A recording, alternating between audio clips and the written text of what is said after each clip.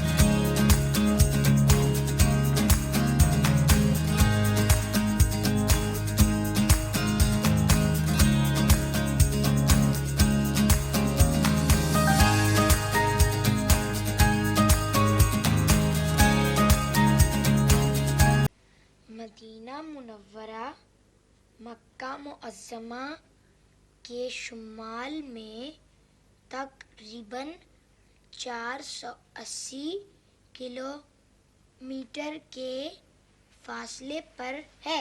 Good. आप नहीं जानती आंटी, वो मेरे पापा के पीछे ही पड़ गई। अच्छा, शादी करना चाहती है मुझसे। अच्छी लड़की है तो क्या हर्ज है, करा दो ना अपने पापा की शादी। नहीं आंटी नहीं, मैंने उनके लिए कुछ और ही सोच रखा है। अच्छा।